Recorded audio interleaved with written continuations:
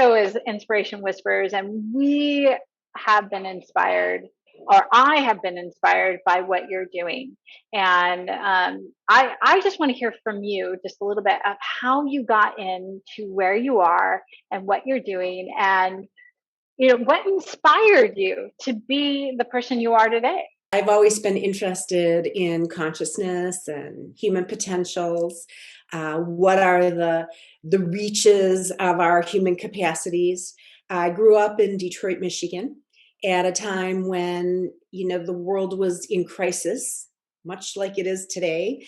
There was a kind of revolution happening at the level of race and gender and ethnicity and ultimately consciousness. And as a kid, I felt pretty impotent.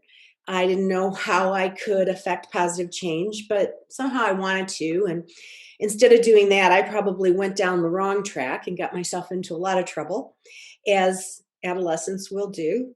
And it wasn't really until I got to college that I discovered a couple of ideas that really fundamentally changed my life. The first was a book by Thomas Kuhn called The Structure of Scientific Revolution. And that book said that we live in a paradigm and a worldview, and that paradigm is not fixed or absolute. And in fact, we're capable of making changes and have made fundamental shifts throughout the history of civilization.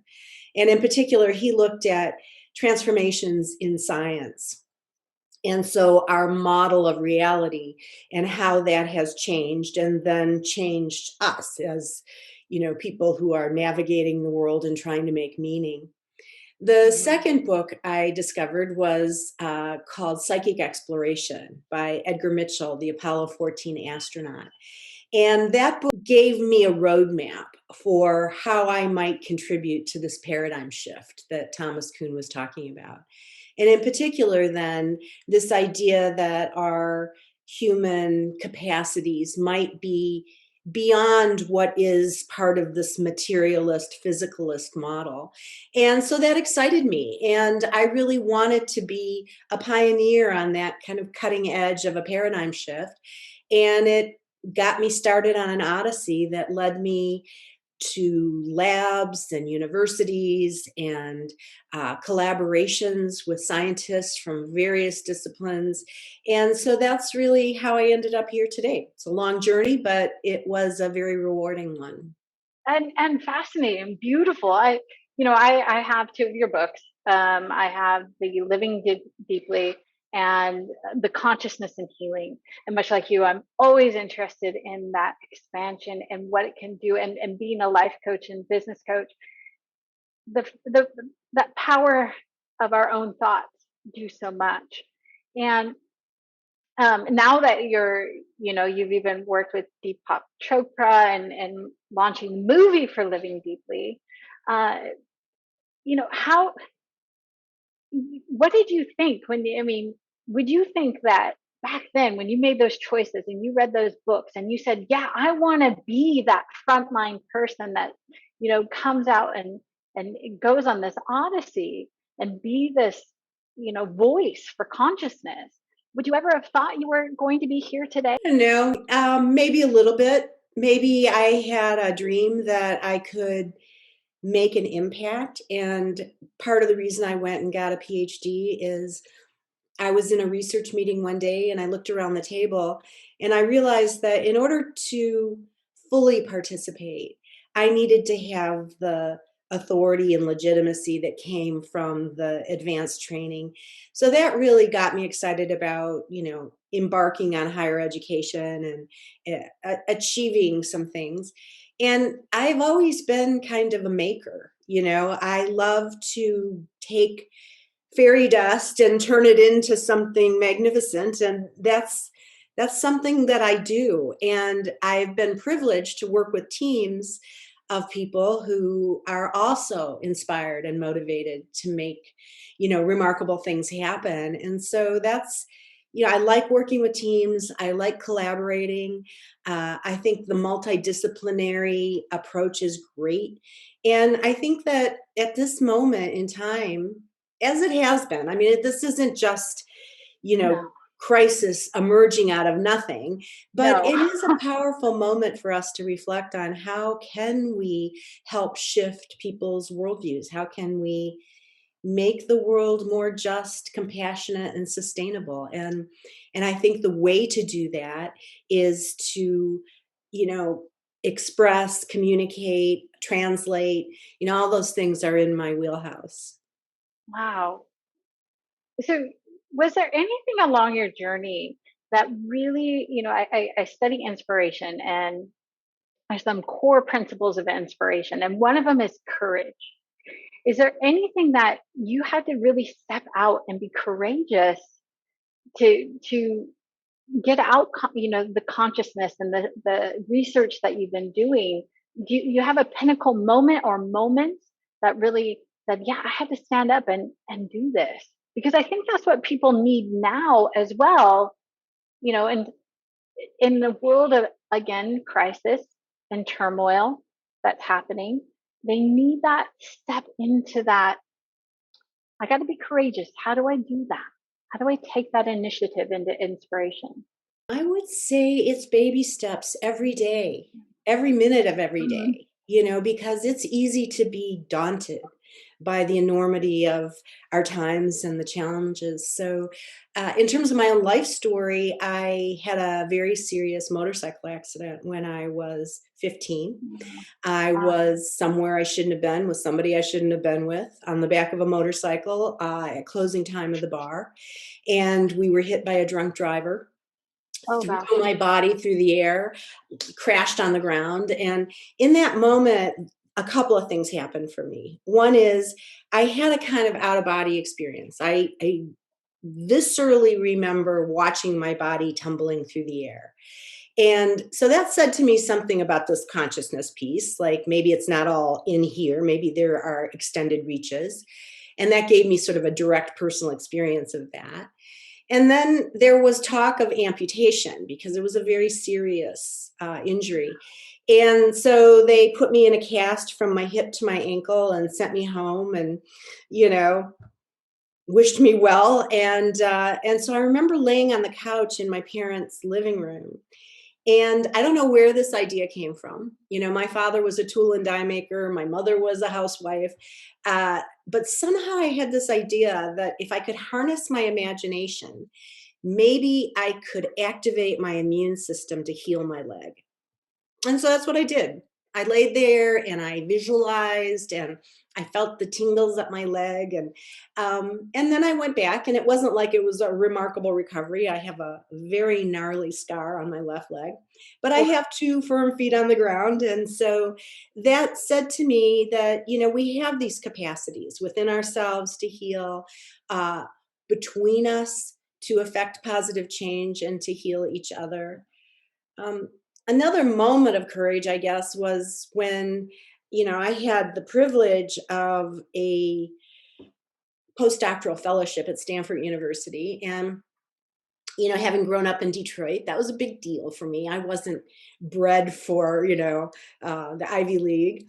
And I remember at that time that I was, in the pinnacle of credibility, that thing I was, really wanting to incorporate into my path so that I could be a change maker. And I got a call from the Institute of Noetic Sciences, and it was a very non conventional kind of organization founded by Edgar Mitchell, the Apollo 14 astronaut who started me on my journey. And I remember really struggling with whether I wanted to be a mainstream academician because I was in a good place to launch from there, or whether I was willing to take the risk and go for this more unorthodox path. And that was never a mistake. I took that path. I stayed at IONS for 25 years, did a lot of really interesting things, met a lot of amazing people.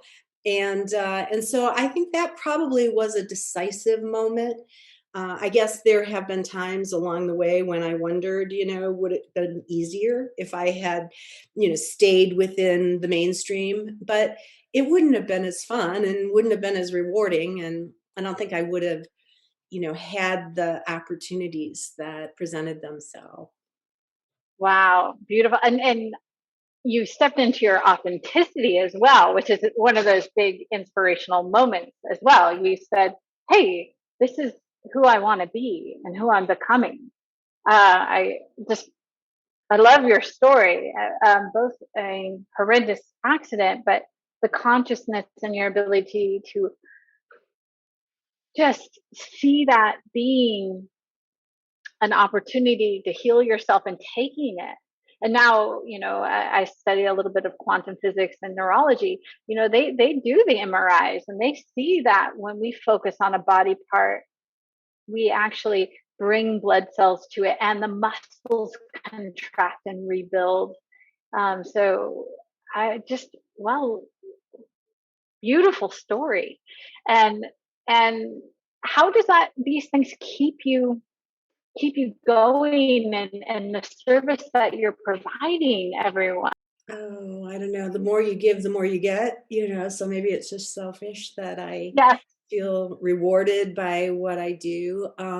Looking at the interface of transformation and healing and how we can invite change, knowing that we resist it, knowing that we absolutely have to be able to pivot and that we need this kind of resilience to help us. So, when we did the transformation research that led to the Living Deeply book, that was an opportunity to meet with masters from the world's traditions and to learn from them about what inspired them, what were their stories, what are their insights that can help other people change.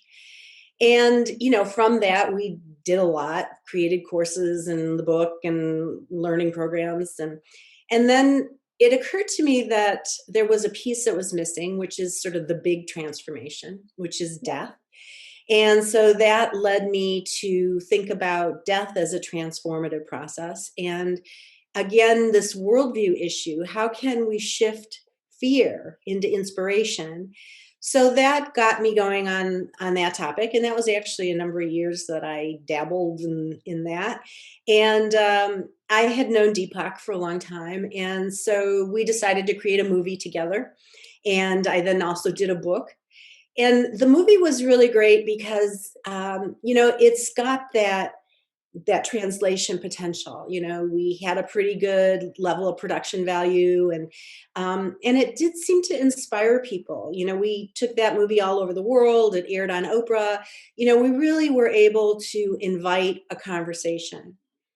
And then the next step is really kind of where I'm at right now, looking at aging, and aging is transformation, and death awareness being part of that, but not the only thing.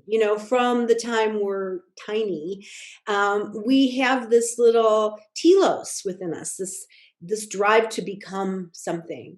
And as we go through those life developmental stages, we have opportunities to reflect and to calibrate. And in particular, now looking at the rapid rise in the aging population and the taboo in our culture around aging. Everybody wants to be young forever, forever 21. I don't want to go back and be 21 again. And I think that as we can create practices and kinds of awareness, it can help to heal that deep anxiety people have. So that's kind of my current activity. I am really looking at how we can create practices, programs. I launched a little thing called Stallion Springs Academy. And I also teach at Sophia University, where I work primarily with PhD students. So in my own developmental process, there is this kind of generativity that comes, not only in me doing work, but being able to inspire other people and to see how that next generation can help to move that paradigm, shift that paradigm in productive ways. Oh, absolutely. And so, in speaking about this and working with the aging, I read one of your articles about living gratefully. in the aging process. Beautiful, and I give it to my parents as well, and they loved it. So I just want to thank you. It was well written and really enjoyable to read. Um, but how would you say, even for this aging population, with the world in turmoil the way it is, how could they how could we inspire them to get through what we're getting through right now? Well, there are all kinds of ways that people can connect. I mean, the fact that we're doing this via Zoom is one way. It gives us a chance to reach out and feel that, sisterhood. And I think that, using technology as a way of engaging is really powerful. I also think that, it's hard. And so I don't want to minimize it, but I do think that if we can bring intention and awareness to our own experience and then take actions that are appropriate to that, whether it is going out and volunteering or gardening or taking a walk and looking at the trees and experiencing nature. All of those things are activities that bring us into relationship with ourselves and with the world. And I think if people can stay engaged and find practices that, bring gratitude into every moment, even when it's tough, even when it's painful, that imbues us with a greater sense of possibility and meaning. And that's really what I'd like to inspire. And I don't think it's going to be for everybody. I think, some people really, really resist change, and we have to love that too. But there are a lot of people that are curious and maybe a little destabilized in this moment. And so it is ripe for growth and, this chance to bring transformation and to bring self transcendence into the Mm. world is, I think, a beautiful moment. Absolutely. I like the ripe. You can almost picture the fruit right now. It really is ripe for people right now, because I hate to say that turmoil and these moments are, I think, created for great change. We don't have to have it for great change, but they do seem to, run side by side. That when we have this much change happens, it's almost a necessary entity. Um, would there be anything you would offer people through transition? I mean, I read in the Living Deeply book, you wrote about, you had recently had 5 people pass away, as I think it said, and you were, you know, dealing with that. And I know a lot of loss has happened with the pandemic and things. What are there any suggestions and offer in that transformation of understanding, transformation, transcending, all those things that happen? Is there anything you would offer them to help them accept, find the truth in it and be effective, find the love? It's a beautiful question. I think that you're contributing by doing programs like this. As we seek to transform, it can be a solo journey, but it's usually not. And I think finding sources of inspiration, finding programs that inspire us, reading books, engaging in conversations, seeing, I interviewed a gentleman who had never had children. He inherited a ranch in Texas that had some oil on it. And so he has spent a couple of years creating a trust fund for his family so that the proceeds from that land can go to provide scholarships for successive generations into the future. And, that's the kind of thing we can do. We can leave a legacy.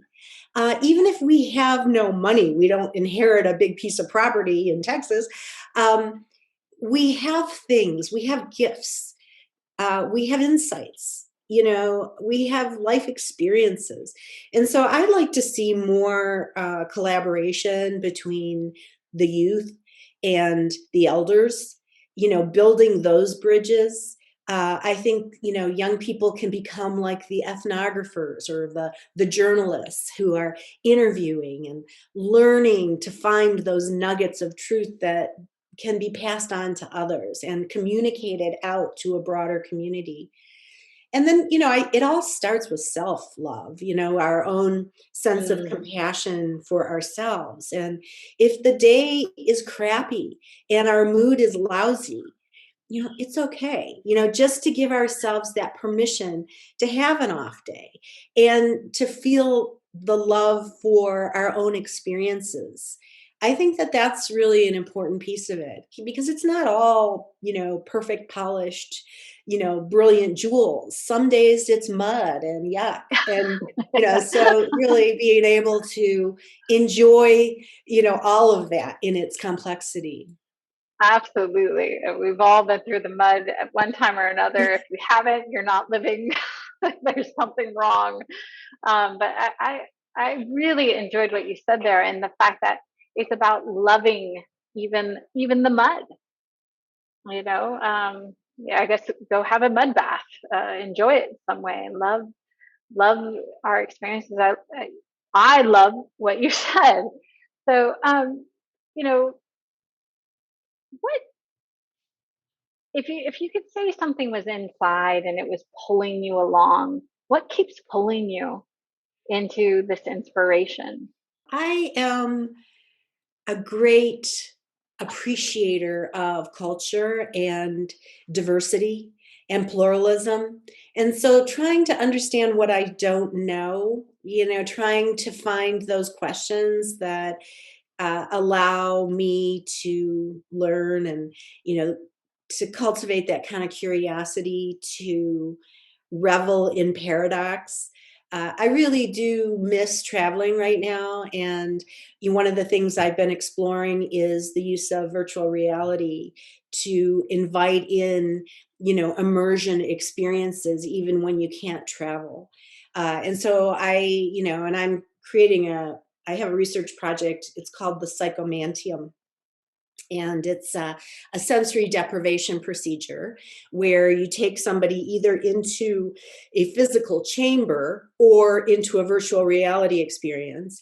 And what you invite them to do is reflect on a mirror. So it's a very low illumination mirror gazing. And you invite them to access their creative imagination and have a conversation with a departed loved one, for example, or to have a conversation with some part of ourselves that we haven't really acknowledged. And we're looking at both the opportunity to come in and be in the chamber as well as then the virtual reality piece. And because of COVID we had to shut down the lab, so Oh, we pivoted and kind of created a little pop-up experience. So I have a group of students and they took it into their homes and, tested themselves and worked with some of their family, people in their pods. And right now we're really polishing up the VR piece because I think that provides a window into the depths of our psyche, into our imaginations, into realms we have yet to understand. And, these technologies are real gifts of our time. And so, how can we create more opportunities like that give people a place and a sense and a priming for these kinds of experiences that take us out of our mundane lives and into something bigger. oh, beautiful. Wow. I'm going to be looking up your research online and still try to see. This is exciting. Um, i- for you, in one word, what would what describes inspiration for you? Well, inspiring to inspire. So it's breath, it's that connection, it's staying in our center, but also recognizing that in our breath, we are fundamentally interconnected. We are part of something, and that something is alive and growing and changing. And so inspiration is connecting to that. And, the breath is a simple way of doing that, just knowing that, we have power over that. And no matter what else is happening, we know that just simple breathing practices can help shift our mood, shift our perspective. So inspiration can be extremely simple, very close to home, and helping us to understand that way in which we are connected to the source of life. Oh, beautiful. We're running on time, but Marilyn, it has just been a joy speaking with you, and I look forward to reading more about your work. And I want to recommend to our audience, read your books, your articles. I like I said, I've enjoyed all that I have read, and I can't wait to get my hands on more. And you have inspired me and consciousness and keep learning about it. And so I just want to, from the bottom of my heart, say thank you and keep doing what you're doing. It means a lot to me and this audience and everyone out there. So thank you. Thank you. And thank you for being with us today. My pleasure. You have been watching Inspiration Whispers, and in a world that is upside down, inspiration and purpose is so needed. And we find it for you to help you use it and create real change.